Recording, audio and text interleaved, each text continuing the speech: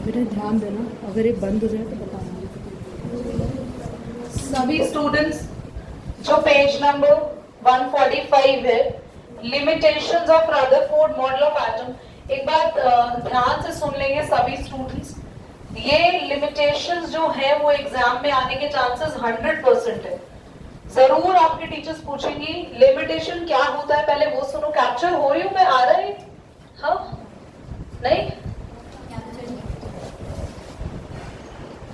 खुश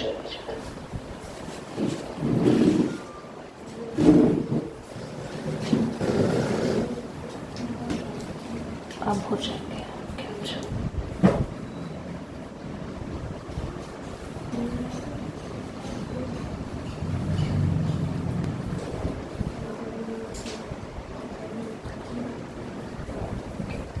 तो class limitations of Rutherford, limitations का मतलब होता है ड्रॉबैक। दोबारा से एक बार बताऊं तो सबसे पहले थॉमसन आया था। थॉमसन ने एटम को बताया कि एटम एक वाटरमेलन की तरह, क्रिसमस पुडिंग की तरह है, जिसमें सीड्स होते हैं, वो इलेक्ट्रॉन होते हैं, बाकी का रेड पार्ट पूरा एडिबल प्रोटॉन होता है। सबसे पहले थॉमसन ने ये बताया था कि एटम हमारा न्यूट्रल होता है, उस पर कोई एक्स्ट्रा चार्ज नहीं होता, इक्वल नंबर ऑफ प्रोटॉन होते हैं, इक्वल नंबर ऑफ इलेक्ट्रॉन होते हैं, और वाटरमेलन में रेड पार्ट प्रोटॉन और ब्लैक पार्ट इज दी, जो सीड है वो इलेक्ट्रॉन। क्रिसमस पुडिंग का भी एग्जांपल दिया था, जैसे क्रिसमस पुडिंग में जो सारा पार्ट आप खाते हैं दैट इज अ प्रोटॉन, और कहीं कहीं पे जो रेजिन्स लगे होते हैं, नट्स लगे होते हैं, वो क्या है? इलेक्ट्रॉन। थॉमसन मॉडल को रॉन्ग प्रूव किया थॉमसन के ही स्टूडेंट ने, जिसका नाम था रदरफोर्ड। और रदरफोर्ड ने क्या किया था, एक गोल्ड फॉइल ली थी और गोल्ड फॉइल पे बहुत सारे पार्टिकल्स थे पास किए थे। उनका नाम था, कौन से पार्टिकल्स थे एकांश? अरे अल्फा पार्टिकल्स। कोई बता सकता है वो कौन से आयंस थे? Alpha particles are Radhika, positive ions थे। वो कौन सा एटम था? मैंने लिखवाया था, alpha particles are helium ions. Alpha particles कौन थे? He2+ चार्ज था, हीलियम से दोनों इलेक्ट्रॉन निकाल दिए गए। हीलियम का एटॉमिक नंबर 2 होता है, हीलियम का एटॉमिक नंबर 2 होता है, दोनों इलेक्ट्रॉन निकाल लेंगे, दोनों प्रोटॉन बचेंगे, बस। इसे कहते हैं डबली चार्ज, ऐसा भी बोलते हैं। तो हीलियम आयंस को गोल्ड फॉइल पे पास कराया, बहुत सारे अल्फा पार्टिकल्स पास हो गए थे। फिर ये प्रूव हुआ था कि एटम्स का जो स्पेस होता है वो मोस्टली खाली होता है। फिर कुछ पार्टिकल्स अपनी जगह से डिफ्लेक्ट हो गए थे, और हमने ये पढ़ा था कि जरूर एटम के सेंटर में कुछ ना कुछ पॉजिटिव नेचर का है, और कुछ बिल्कुल बाउंस बैक हो गए थे। तो हमने क्या पढ़ा था कि जरूर जो सेंटर में पॉजिटिव नेचर का है वो बहुत हार्ड भी है। अब ये रदरफोर्ड ने हमें सबसे पहले लिमिटेशन पढ़ने से पहले एक चीज और है जो आपकी कॉपी में आप नोट करेंगे। Rutherford's model of atom. Model of atom क्या था, ध्यान से देखो। रदरफोर्ड का एटम के अकॉर्डिंग, देखो थॉमसन ने तो वाटरमेलन जैसा बता दिया, पर रदरफोर्ड ने क्या बताया, सेंटर में न्यूक्लियस होती है और चारों तरफ अलग अलग ये शेल्स होते हैं, और न्यूक्लियस कैरी करती है protons plus neutrons. Neutrons actually Rutherford ने बताया नहीं था, ये तब तक डिस्कवर नहीं हुआ है। तो ऐसा समझ सकते हैं, न्यूक्लियस का नेचर लिख लो। न्यूक्लियस कैसी है? पॉजिटिव नेचर, कैरी प्रोटॉन्स, और कौन घूम रहा है इनके अंदर बच्चों? इलेक्ट्रॉन्स। ठीक है, इलेक्ट्रॉन्स घूम रहे हैं न्यूक्लियस के चारों तरफ। ऐसा स्ट्रक्चर बताया था रदरफोर्ड ने एटम का। थॉमसन से तो बिल्कुल अलग है, थॉमसन ने ऐसा थोड़ी बताया था, रदरफोर्ड ने बिल्कुल ऐसा स्ट्रक्चर बताया। अब रदरफोर्ड की लिमिटेशन क्या है? लिमिटेशन यानी कि ड्रॉबैक, इसको ड्रॉबैक भी कहते हैं, ड्रॉबैक। और एक और नाम है इसका डिसएडवांटेज। मतलब ऐसी क्या चीज है जो रदरफोर्ड के मॉडल में गलत बताई थी उसने, या वो नहीं बता पाया था। रदरफोर्ड से ये पूछा गया कि भाई साहब न्यूक्लियस के चारों तरफ कौन घूम रहा है? आप कह रहे हो इलेक्ट्रॉन। तो रदरफोर्ड से बोला गया कि according to science if a charge particle, don't bite your nails बेटा, ध्यान सुनो, if a charge particles moving around the nucleus, अगर कोई भी चार्ज पार्टिकल या कोई भी ऐसी चीज जिसके पास चार्ज है ना, कभी देखा वो बलून रख के सर पे दीवार पे चिपकाया उसको, तो बलून क्या परमानेंटली चिपक जाता है दीवार पे? क्या होता है कुछ टाइम के बाद? क्यों? जब उसका चार्ज खत्म वो नीचे गिर जाता है। ऐसे ही रदरफोर्ड से पूछा कि भैया इलेक्ट्रॉन पे चार्ज है? रदरफोर्ड ने बोला हाँ। बोला कौन सा चार्ज है? कह रहा नेगेटिव चार्ज है। फिर उससे पूछा गया कि रदरफोर्ड जब इलेक्ट्रॉन पे चार्ज खत्म हो जाता है तो ये गिर क्यों नहीं जाता न्यूक्लियस के अंदर आके, ये घूमता क्यों रहता है? ऐसा क्या स्पेशल है कि ये घूम रहा है?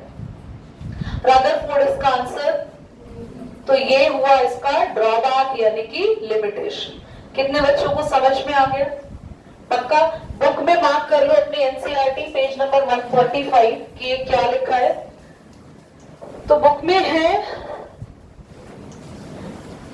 Second paragraph, third line, if a negatively charge electron keeps accelerating around the nucleus, it should lose energy, energy यानी charge. Losing energy would make it spiral inward and eventually it fall into the positively charged nucleus. If that really happened, then atom would collapse and would not exist. But in reality, atoms are stable. That is why the matter around us stay intact. तो यहाँ तक underline करेंगे, reality में तो atom stable होते हैं, वो तो कभी खत्म।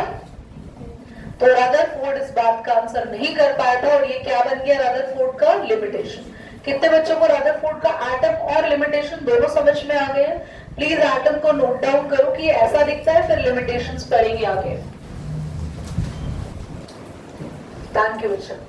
डिस्कवरी ऑफ प्रोटॉन में क्या लिखना है? देखो रदरफोर्ड ने पॉजिटिव चार्ज की बात बताई थी पर ये नहीं बताया था कि प्रोटॉन क्या होता है ना, उसने तो पॉजिटिव पॉजिटिव बात बोली थी, उसको तो नहीं पता था प्रोटॉन भी कुछ है। देखो आगे देखते हैं। Rutherford showed that the nucleus carry positive charge, फिर उसने उसको नाम दिया था, क्या नाम दिया? Which comes from the particles called proton. Underline कर लेना इसको।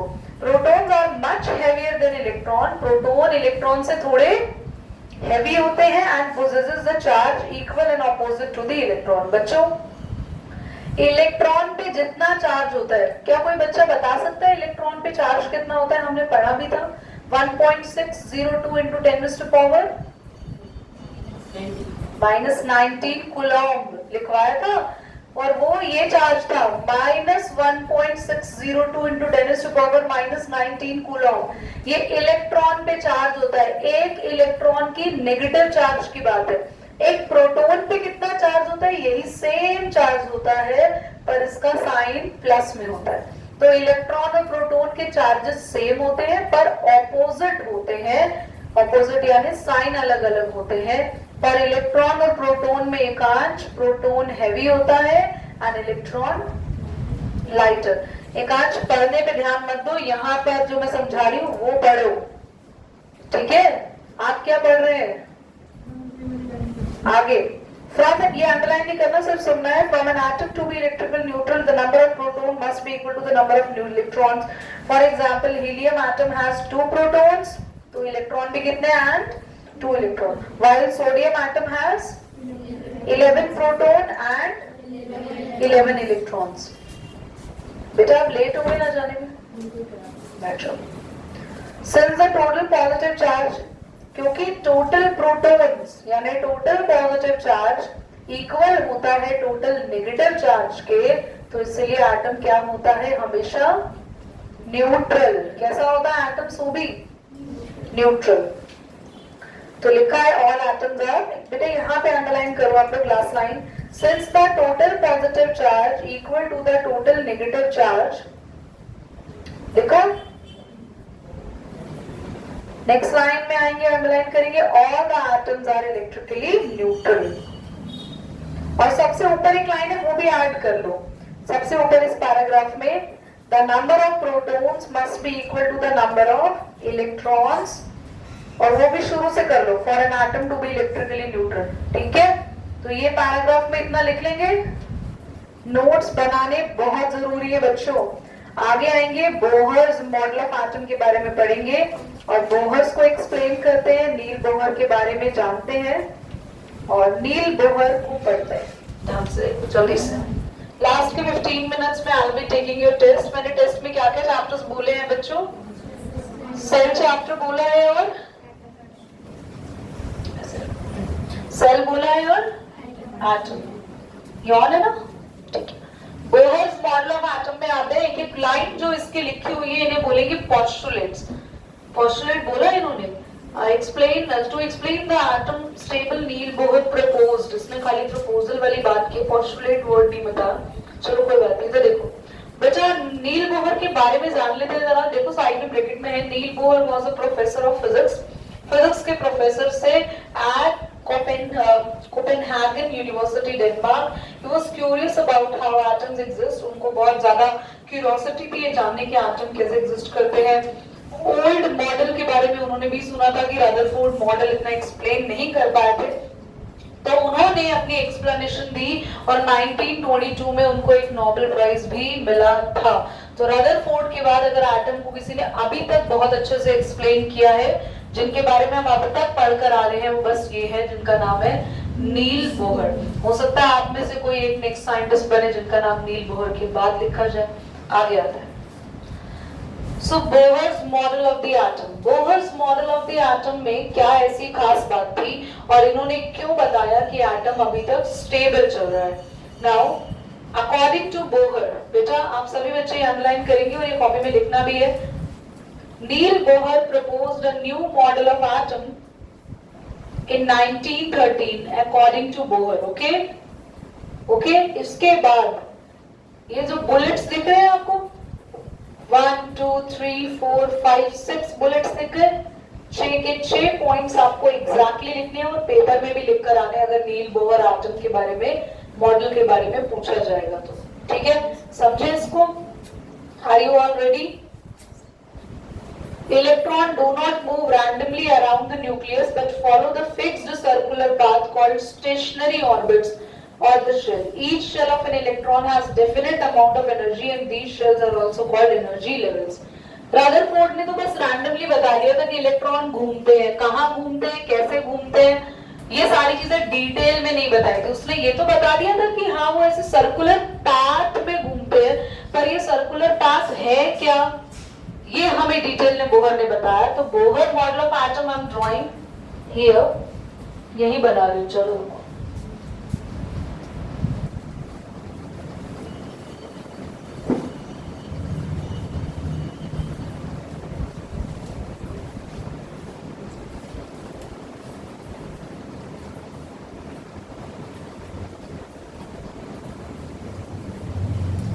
ध्यान से देखेंगे।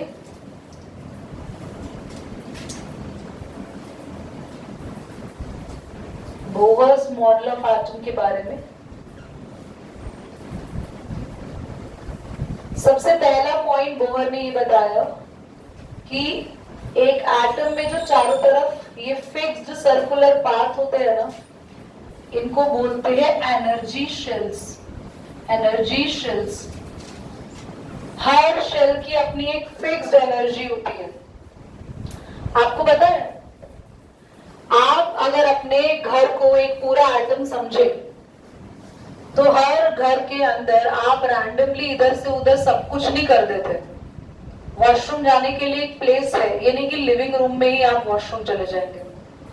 खाना खाने के लिए एक जगह है, वो खाना खाने के लिए आप जा नहीं सकते हो कि मेरे को खाना खाना है, चलो मैं स्टोर रूम में खाना खा लूंगा। ये किचन का खाना आपका बालकनी में बन रहा है। मतलब आपके घर में हर काम को करने के लिए जब एक अलग जगह है और हर जगह की अपनी एक एनर्जी भी होती है, ऐसा साइंस कहती है। तो ऐसे ही एटम में हर एक शेल में कुछ इलेक्ट्रॉन फिक्स हो जाते हैं और वो अपनी जगह नहीं बदलते हैं और हर एनर्जी शेल की एनर्जी उस इलेक्ट्रॉन्स को अपने अंदर होल्ड करके रखती है। फिर दीदी कभी भी इलेक्ट्रॉन जा नहीं सकते हैं, वहां से जाते हैं कब? जब आप उन्हें एनर्जी देते हैं। जब आप एटम को एनर्जी देते हैं, कैसे, हम कैसे एनर्जी दे देंगे? सनलाइट अगर फॉल हो गई तो डायरेक्टली, आपको पता है जब आप सन के सामने बहुत ज्यादा देर खड़े हो जाते हैं तो आपकी स्किन में टैनिंग हो जाती है। स्किन बनी किससे? अल्टीमेटली एटम, और एटम में क्या है? इलेक्ट्रॉन्स। हमारी बॉडी भी एटम से बनी है दीदी, हमारी बॉडी तो सेल से बनी, सेल तो एटम से बना है छोटे छोटे, आपकी बॉडी में छोटे छोटे सेल्स है और हर एक सेल एटम से बना है। तो जैसे ही सनलाइट हमारी बॉडी पे आती है तो सनलाइट बॉडी पे आने से हमारे सेल्स जो इलेक्ट्रॉन्स एक्साइट हो जाते हैं। और आपको पता है जब हमारी बॉडी पे सनलाइट पड़ती है तो हमारी बॉडी में हमारे कलर को मेंटेन करने के लिए पिगमेंट होता है जिसका नाम होता है मेलानिन। तो जब हमारी बॉडी पे सनलाइट पड़ती है तो हमारी बॉडी का एक पिगमेंट जिसका नाम है मेलानिन, मेलानिन डार्क सेल्स होते हैं, ये अपने नंबर्स बढ़ाने लग जाते हैं ऑटोमेटिकली। सनलाइट के टाइम पर अगर आप लंबे समय तक 2-3 घंटे 4 घंटे धूप में खड़े हैं तो आप नोटिस करेंगे कि जो बॉडी का पार्ट कवर्ड है वो तो ठीक है, जो नहीं कवर्ड है हैंड्स, फेस, नेक, यहाँ पे सब पे टैनिंग हो जाता है। क्यों? क्योंकि आपके सेल्स बढ़ गए, मेलानिन सेल्स बढ़ गए। तो सनलाइट के पास एक खास एनर्जी होती है जो आपकी बॉडी में चेंजेस ला सकती है। तो एटम तो बहुत छोटा है, उसमें भी लाती है वो चेंजेस। तो इसीलिए ध्यान से सुनेंगे, आपके पास जो बोहर है उसने बताया था कि इलेक्ट्रॉन अपने फिक्स्ड शेल्स में घूमते हैं जिनका नाम क्या है, और इलेक्ट्रॉन की जगह फिक्स होती है। अनटिल अनलेस हम उसे एनर्जी देंगे तो ही वो चेंज करेगा, वरना वो अपनी जगह चेंज नहीं करता। आगे, electrons can remove only in these allowed shells and not in between them. कभी भी electron in shell, sorry second point miss हो गया। These shells are represented by the letter, याद रखना इन शेल्स के लेटर होते हैं KLMN, KLMN, that's why I drawn 4, और ज्यादा भी होता है बट आपकी बुक में KLMN तक पढ़ना है, 1 2 3 4 भी कहते हैं। इलेक्ट्रॉन्स कैन रिवॉल्व, वो हमेशा शेल में घूमेंगे, इनके बीच में वो रोटेशन नहीं करेंगे। And not in between them while moving in a fixed shell the electron does not lose energy. जब वो फिक्स शेल में घूमेगा तो कभी भी इलेक्ट्रॉन अपनी एनर्जी अपने आप लूज नहीं करेगा, इसलिए वो सेंटर में नहीं गिरता। और इतनी सी बात रदरफोर्ड ने नहीं बताई थी। आगे, the first energy level K is the closest. देखो सबसे पहले मैंने K बनाया न्यूक्लियस के, न्यूक्लियस सबसे पास कौन है? K is the closest. The energy of these level increases as we move away from the nucleus. That is the energy of an electron in the L shell. Then is more than the electron in the K shell. The farther away the shell from the nucleus, higher is its energy. Very very important है, याद रखना। जो जो shell nucleus से दूर जाता जाता है उस शेल की एनर्जी क्या होती जाती है? बढ़ती जाती है। लिखा है ना, देखो यहाँ पे देखो लिखा है the energy of an electron in the L shell. जो L shell के अंदर इलेक्ट्रॉन है उसके अंदर एनर्जी more than that होगी K shell। ध्यान से समझना।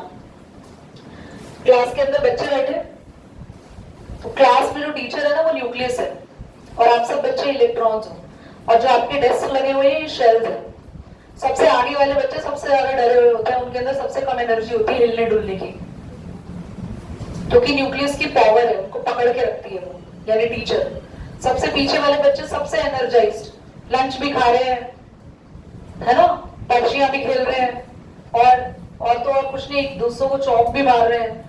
क्यों? क्योंकि सबसे लास्ट वाले, धीरे धीरे आप देखना इससे ज्यादा एनर्जी पीछे वालों की होगी, इनसे पीछे।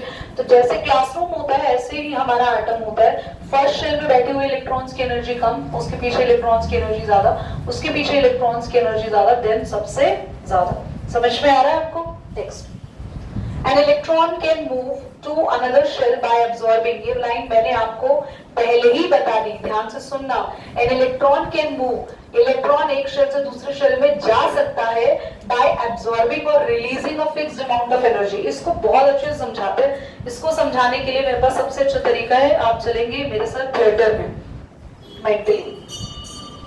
तो मूवी में जैसे देखने जाते हैं, आप नोटिस करो आपकी सीट्स के पैसे फिक्स्ड होते हैं। जैसे जैसे आप ऊपर वाली सीट पे जाएंगे आपको और पैसे देने पड़ेंगे। ऐसे ही इलेक्ट्रॉन जैसे जैसे हायर शेल में जाएगा उसको और एनर्जी चाहिए, तो भैया और एनर्जी गेन करते करते चला जाता है भाई। तो पैसे ज्यादा लेते हैं ना, जैसे सीट पे आप लोग शिफ्ट होते हैं। Higher the seats you are going to choose, more the energy, more the amount you are supposed to spend on that। ऐसे ही जब इलेक्ट्रॉन नीचे आएगा, जैसे आप जब नीचे आते हो, भैया चल छोड़ो हम नीचे वाली सीट ही ले लेते हैं, तो जैसे हम नीचे आने वाली सीटों को प्लान करते हैं तो पैसे हमें कम देने पड़ते हैं, ऐसे ही इलेक्ट्रॉन को नीचे वाले शेल में कम एनर्जी रखनी है तो वो एक्स्ट्रा एनर्जी लूज कर देता है। समझ में आ रही है आपको बात? अगर ऊपर जाना है तो ऊपर एनर्जी कैसी है? हाई। तो फिर इलेक्ट्रॉन को क्या करना पड़ेगा? Energy gain. तुम्हें किसी से पैसे लेने पड़ेंगे, यार है नहीं मुझे ऊपर वाली सीट पे बैठना है, दे दे पैसे। तो इलेक्ट्रॉन को भी किसी से एनर्जी लेनी पड़ती है। पर अगर अब तुम्हें दिखा कि ऊपर वाली सीटें फुल हो गई, वापस नीचे वाली सीट लेनी पड़ रही, तो दोस्तों को पैसे वापस दे दोगे। मान लो यहाँ हो मेहर आप यहाँ बैठे हो, आपको सीधा के में आना है, तो एनर्जी लूज कर दोगे या गेन करोगे आने के लिए? लूज। क्यों? क्योंकि के लिए मुझे कम एनर्जी चाहिए। पर अगर कोई इलेक्ट्रॉन के है और के से एम में आना है गिवांश, तो लेना, दैट मीन्स गेन करेगा। गेन करने का मतलब क्यों है? क्योंकि एम के बाद जाने के लिए शेल जब बढ़ेगा तो इलेक्ट्रॉन को ज्यादा एनर्जी चाहिए। तो ऐसे ही जब हमें मूवी टिकट में हाईएस्ट सीट पे जाना तो पैसे और लेने पड़ेंगे, हायर शेल्स में जाना तो एनर्जी और लेनी पड़ेगी। आगे an electron can move, ये हो गया। each shell can hold only certain number of electrons, ये बहुत ही बढ़िया है। मतलब हर शेल में फिक्स्ड नंबर ऑफ इलेक्ट्रॉन होते हैं। यहाँ लिखा नहीं, आई डोंट नो क्यों नहीं लिखा, आगे आएगा, पर मैं बता देती हूँ। इन्होंने फिक्स्ड कह दिया है। हर शेल यानी के में 2 इलेक्ट्रॉन है, 2 7 नहीं आ सकते, एल में 8, एम में 18 और एन में 32। इनसे ज्यादा इलेक्ट्रॉन इसके अंदर ऑक्यूपाई नहीं हो सकते। Is that clear everybody? चलो ये बना लीजिए अपनी कॉपी में।